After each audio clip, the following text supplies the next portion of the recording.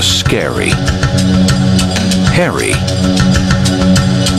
tarantula. It's prowled the earth for some 350 million years. A big spider. It's famous for its big teeth, which inject paralyzing venom into prey. They are tough predators. One species has been known to even kill birds and raid nests.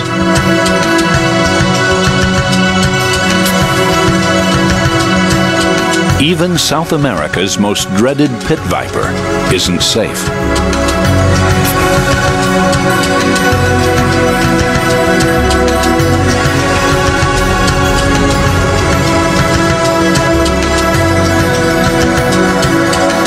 But tarantulas have enemies as well.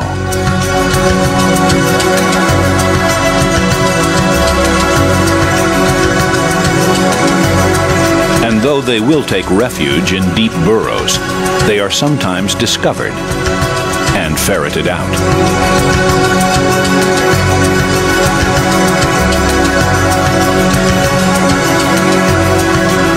Tarantulas aren't dangerous to man, but some of their relatives are. The Brazilian wandering spider bites first, asks questions later. Both pay a price for such contact. The tarantula isn't nearly as nasty, though it certainly could use a new image. Perhaps it's time to show the beauty in this beast.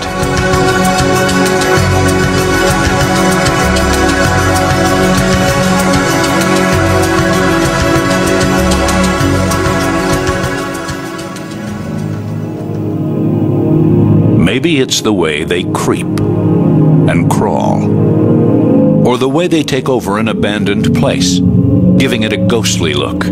We have somewhere in our genes a deeply encoded fear of spiders, but unless you're a fly, there's actually very little to fear.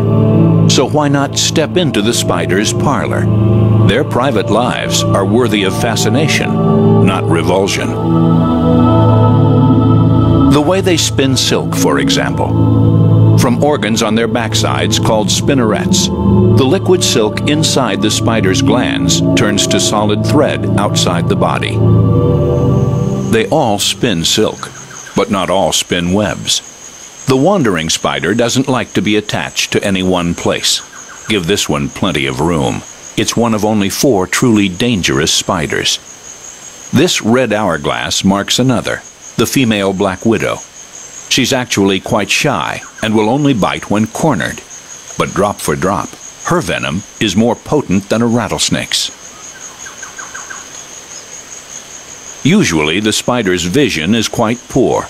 This jumping spider is an exception. Stare at it, and all 8 eyes will stare back. It uses its good eyes to hunt. Spiders belong to the arachnid family, which includes scorpions, ticks, and this non-venomous sun spider. There are some 35,000 known species of spiders, but the most impressive and largest of them are found among the tarantulas. They crawl over deserts and savannas, but prefer the hot and humid rainforests of the tropics, where they live underground and in trees. Tarantulas vary in color and size. What they all share is their hair. Lots of it.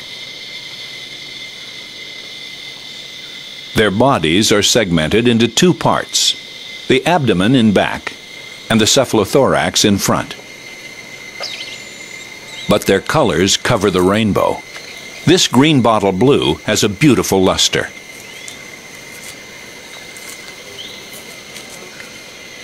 A pink starburst decorates the abdomen of the Chilean common.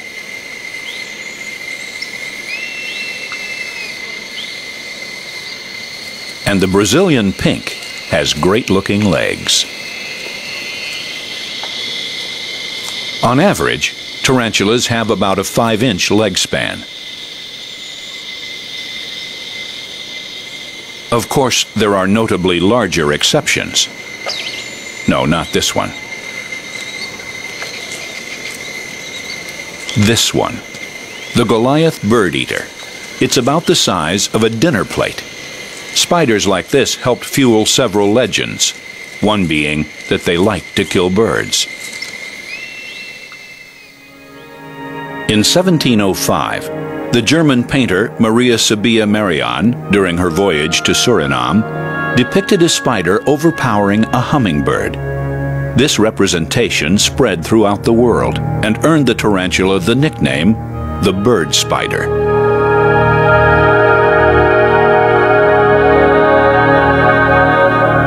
Very few, in fact, eat birds, and rarely hunt them. On occasion, though, a bird might become distracted while hatching or tending to its nest.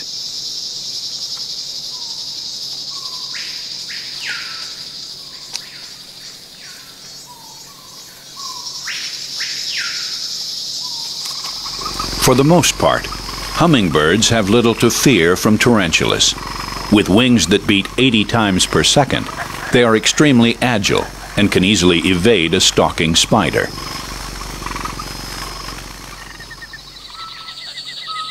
But in the case of unguarded nests, things are different. With the parents out in search of food, the nest is left behind, unprotected.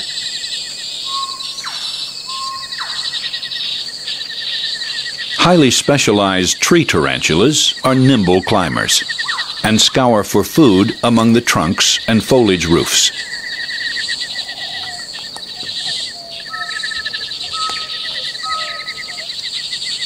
Nestlings, incapable of flight, run the risk of becoming the victims of many prey snatchers, including this Ecuadorian red toe.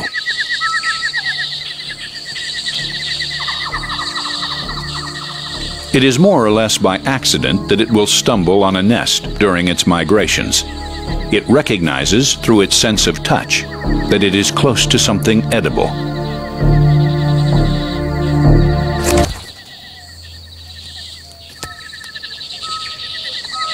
It's a cruel fate, but natural ecosystems are subject to harsh laws of survival.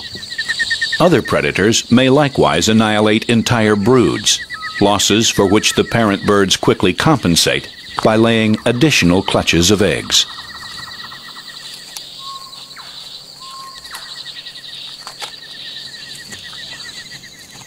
Although tarantulas have been known to overpower even swift-footed animals, their vision is only mediocre. Despite their several eyes, they still have a blurred view of their surroundings, distinguishing only between light and dark. So they rely primarily on their superb sense of touch.